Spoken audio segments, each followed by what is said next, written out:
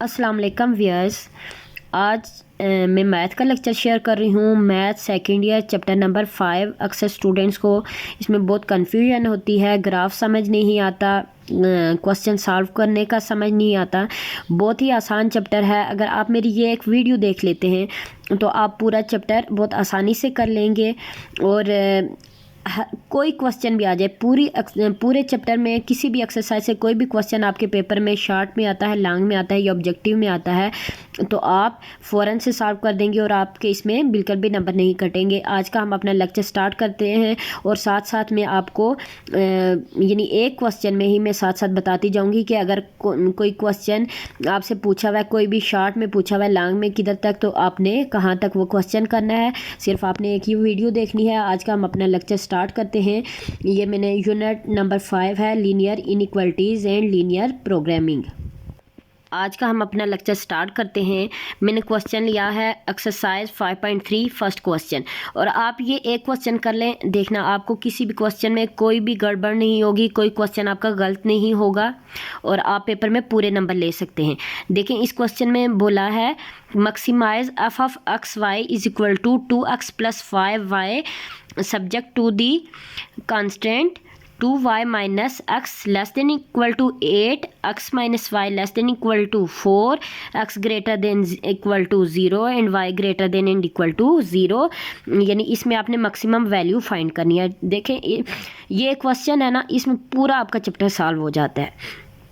हम अपना लेक्चर यानी हम अपना क्वेश्चन स्टार्ट करते हैं। देखें, सबसे पहले तो सोल्यूशन लिखते हैं। ठीक है, सोल्यूशन में आपने क्या करना होता है कि जो क्वेश्चन दिया होता है ना, वो इक्वेशंस आपने वैसे ही लिखनी होती है। अब इधर ये इक्वेशन तो नहीं है, इनइक्वालिटीज़ है ना। देखें, लिखा हुआ है 2y - x less than equal to 8, x - y less than equal to 4, x greater than and equal to. Equality यानी इनइक्वलिटी के साइन है तो इनको इनइक्वलिटी बोलेंगे। अब देखें, 1 इनइक्वलिटी थी y - x की फॉर्म में, तो हमने इसको -x + 2y less than equal to 8 arrange करके लिख दिया। ये इनइक्वलिटी 1, बाकी अरेंज ही थी। अगर आपके पास अरेंज नहीं है तो आप उनको पहले अरेंज कर दें। ठीक है, ये इनइक्वलिटीज़ लिख दी। अब हमने क्या सेकंड स्टेप, इसमें फर्स्ट स्टेप वही लिखना होता है आपने जो क्वेश्चन में दिया हुआ है, या अगर रीअरेंज करना है यानी अरेंज नहीं है तो उसको आपने अरेंज करना है। सेकंड स्टेप है, उसमें आपने क्या करना है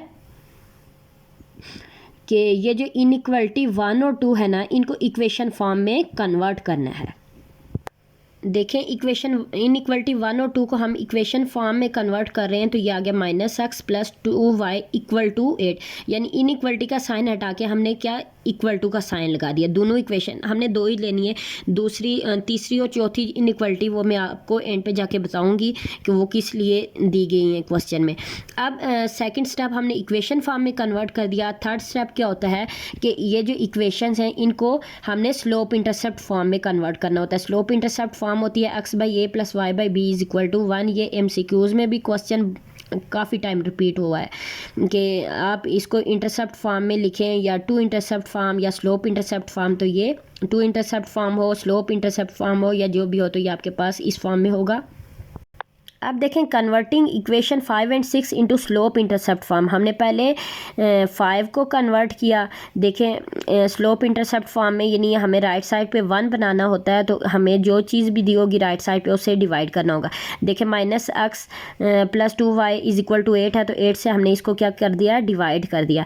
फिर नेक्स्ट में ऊपर अगर नेगेटिव का साइन है, नेगेटिव साइन को हम नीचे लेके आ जाते हैं, तो ये हमारे पास बन गया x/-8 + y/4 = 1।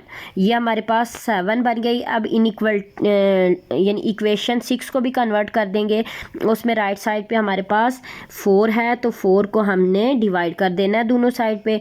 x/4 - y/4 = 4/4। अब देखें, x/4 आ गया, y ऊपर प्लस लिख लिया और माइनस साइन हमने नीचे लाया, तो x/4 + y/-4 = 1। ये हमारे पास स्लोप इंटरसेप्ट फॉर्म 7 और 8 बन गई हैं।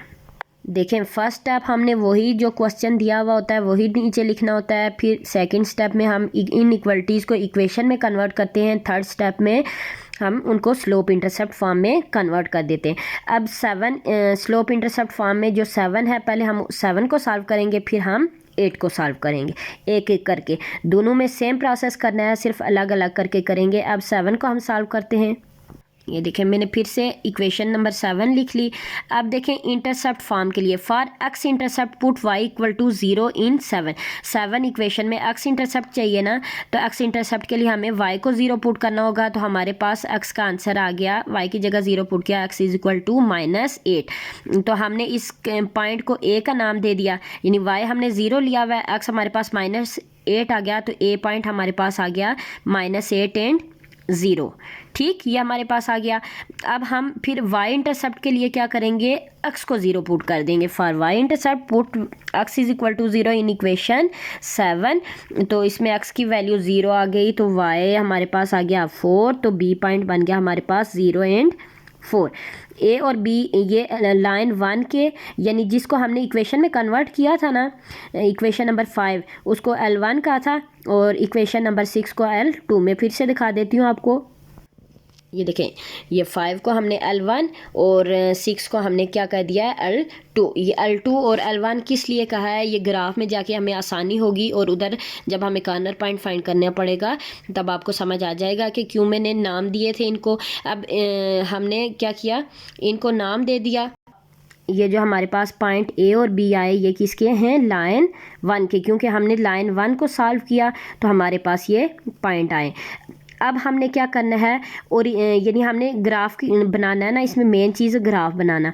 तो ग्राफ की डायरेक्शन देखनी है हमने। ग्राफ की डायरेक्शन यानी ग्राफ में जो लाइन हम ड्रा करेंगे L1, तो इसकी डायरेक्शन क्या है, उसके लिए हम क्या करेंगे, जो 0 ओ क्या है 0 0 ओरिजिन के पॉइंट 0 0 होते हैं, तो इसको फर्स्ट इनइक्वलिटी जो थी ना हमारे पास, उसमें पुट करेंगे वैल्यूज़ ओरिजिन की, यानी x और y की जगह 0 0 पुट करेंगे।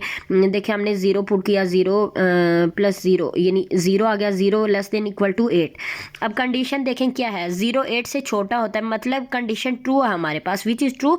तो अगर कंडीशन ट्रू हो तो ग्राफ बनता है टूवर्ड्स दी ओरिजिन, यानी ग्राफ की डायरेक्शन ओरिजिन की तरफ होती है। और अगर इनइक्वलिटी यानी फॉल्स आ जाता, मतलब अगर आपके पास इधर 0 लेस देन इक्वल टू -8 आ जाता है, या 0 greater than and equal to 8 आ जाता है, तो कंडीशन हमारी फॉल्स हो जाती।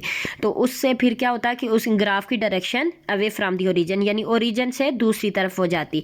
वो भी आगे मैं चल के ग्राफ में बताऊंगी। अब ये इक्वेशन 7 जो है ना हमारे पास पूरी सॉल्व हो गई है। अब हम सेम प्रोसेस 8 पे करेंगे। अब देखें, स्लोप इंटरसेप्ट फॉर्म लिख ली, फिर एक्स इंटरसेप्ट के लिए हमने y0 पुट किया, तो हमारे पास c आ गया 4 एंड 0। फिर y इंटरसेप्ट के लिए हमने क्या x0 पुट किया, तो हमारे पास y की वैल्यू भी आ गई, यानी c और d पॉइंट आ गए ना। अब ये c और d पॉइंट किसके हैं, L2 लाइन 2 के पॉइंट हैं। अब ये लाइन 2 के पॉइंट है, इसमें भी ओरिजिन पे हम उसकी डायरेक्शन देखेंगे O0 0 पे। तो इनइक्वलिटी 2 इम्प्लाइज दैट, यानी ये भी कंडीशन ट्रू है कि 0 लेस देन इक्वल टू 4 है। तो लाइन 2 का भी ग्राफ जो है डायरेक्टेड टुवर्ड दी ओरिजिन, यानी ओरिजिन की तरफ बन रहा है। अब जो शुरू में हमें x greater than equal to 0 और y greater than equal to 0 दिया था, उसकी मैं आपको बता रही हूँ।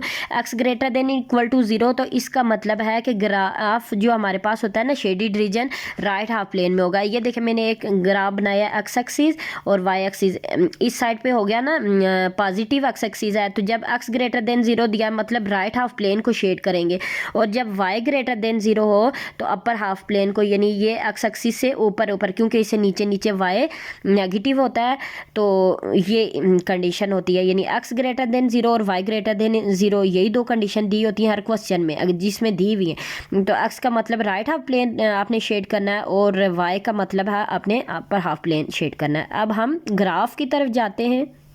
ग्राफ को बहुत अच्छे से समझना है आपने। देखें L1 L2 यानी ये पॉइंट मैंने ऊपर रफ में लिख लिए A B C और D, ताकि हमें आसानी रहे। अब ये हमने x एक्सिस y एक्सिस बनाए और इन पे पॉइंट ड्रा कर दिए। अब देखें हमें A पॉइंट था -8 और 0, तो नेगेटिव साइड पे हमने ड्रा किया। ये देखें x एक्सिस की नेगेटिव पॉइंट साइड पे, क्योंकि x की नेगेटिव वैल्यू थी। इसी तरह हमने फिर B पॉइंट ड्रा किया 0 एंड 4 पॉजिटिव y एक्सिस पे, और इन दोनों को हमने एक लाइन के साथ यानी मिला दिया, जो लाइन है L1। अब C और D पॉइंट्स लिए जो L2 के थे, और उनको भी हमने आपस में मिला दिया, और ये लाइन देखें L1 और L2 जाके इस पॉइंट पे कट कर रही हैं, इस पॉइंट पे कट कर रही हैं। तो इस पॉइंट को हमने नाम E का दे दिया है, ठीक है। E अभी हमारे पास फाइंड नहीं है, तो E को हम फाइंड करेंगे। अब देखें शेडिड रीजन के लिए ना हमारे पास ग्राफ L1 का भी ओरिजिन की तरफ बना था और L2 का भी ओरिजिन की तरफ, यानी शेडिड रीजन। ये L1 भी ओरिजिन की तरफ शेड हो रहा है, L2 भी ओरिजिन की तरफ, तो इससे बाहर हमने इनको शेड नहीं करना। अब एक और कंडीशन दी थी हमारे पास कि x greater than equal to 0, तो मतलब राइट साइड पे हमने इसको शेड करना था ना, और साथ y ग्रेटर देन 0 भी था, तो यानी अपर साइड पे, इससे ऊपर इससे इधर, तो ये शेडिड रीजन हमारे पास बन गया। क्या कॉर्नर पॉइंट किसके दरमियान आ रहा है, O, B, E और C, ये हमारे पास कॉर्नर पॉइंट। और ये जो शेडिड रीजन होता है ना, ये इसको फिजिबल रीजन भी बोला जाता है। फिजिबल रीजन की डेफिनेशन भी बहुत पेपर्स में रिपीट होती है। तो फिजिबल रीजन होता है shaded reason in the graph is feasible region, और जो कॉर्नर पॉइंट्स होते हैं ना, आपको ये फाइंड करने होते हैं, वो फिजिबल रीजन के ही कॉर्नर पॉइंट्स फाइंड करने होते हैं। तो अगर कहीं आपको दिया हुआ है कि ग्राफ ड्रा करें ना, कोई क्वेश्चन भी, तो आपने यहाँ तक ड्रा करना है। अगर एक लाइन दी हुई है तो एक लाइन तक ड्रा करेंगे, यानी एक लाइन का सॉल्व करके उसको ड्रा कर देंगे। दो दी हुई है तो दोनों को, और अगर तीन दी हुई हैं तो तीनों लाइंस आप पहले सॉल्व करेंगे और फिर तीन लाइनें ड्रा कर देंगे इस तरह से। अब इसके कॉर्नर पॉइंट्स देखें, ये मैंने लिख लिए हैं B, O, C and E। अब हमें एक और कंडीशन दी हुई थी कि हमें क्या करना था कि पॉइंट E अभी हमारे पास सॉल्व नहीं है ना, E को सॉल्व करना है। तो E के लिए हमने कैसे करेंगे, L1 और L2 को सॉल्व कर देना है। ठीक है, L1 हमारे पास, L2 दो इक्वेशन वही 5 और 6 हैं, इनको सॉल्व करेंगे। इन दोनों को इक्वेशन को हमने ऐड कर दिया, y की वैल्यू आ गई, y की वैल्यू किसी एक इक्वेशन में इनमें से पुट करनी है और x की वैल्यू आ जाए। ये पॉइंट हमारे पास A भी आ गया, हमने दोबारा से कॉर्नर पॉइंट लिख लिया। So the corner points are B, O, C and E। अब मेन चीज़ इस क्वेश्चन में, अगर कहीं आपका पूछा हुआ है ना फिजिबल रीजन तक, तो आपने ग्राफ तक शेड करना है। अगर कॉर्नर पॉइंट पूछा हुआ है तो यहाँ तक आपने सॉल्व करना है जिस क्वेश्चन में। और अगर आपके पास मैक्सिमाइज या मिनिमाइज पूछा हुआ है तो फिर अब आगे जो क्वेश्चन में आपके पास फंक्शन दिया हुआ था कि f(x, y) equal to 2x plus 5y, इसमें मैक्सिमम वैल्यू देखनी है। तो इस वैल्यू में ये तमाम कॉर्नर पॉइंट, जो कॉर्नर पॉइंट आ रहे हैं ना फिजिबल रीजन के, ये आपने पुट करना है और देखना है कि किस पे हमें मैक्सिमम वैल्यू दे रहा है। अब देखें हमने लिख लिया। अब चारों कॉर्नर पॉइंट B पे B ऑफ 0 4, मतलब x की जगह 0 पुट करना है, y की जगह 4 वैल्यू पुट की, तो हमारे पास आंसर 20 आया। फिर O पे 0 0, यानी x पे 0 और y पे भी 0, तो ये हमारे पास 0 आंसर देगी। C 4 और 0, ये तमाम कॉर्नर पॉइंट लिए हैं, उसके अलावा कोई पॉइंट नहीं लेना, सिर्फ कॉर्नर पॉइंट पे देखना आपने। इसमें भी x की जगह 4 और y की जगह 0 पुट किया, आंसर 8 आ गया। और E पॉइंट पे 16, x की जगह पुट करना है, y की जगह 12, तो आंसर आया 92। अब देखिए इनमें से हाईएस्ट वैल्यू कौन सी है, 92। तो हम लिख लेंगे कि maximum value is 92 at corner point E।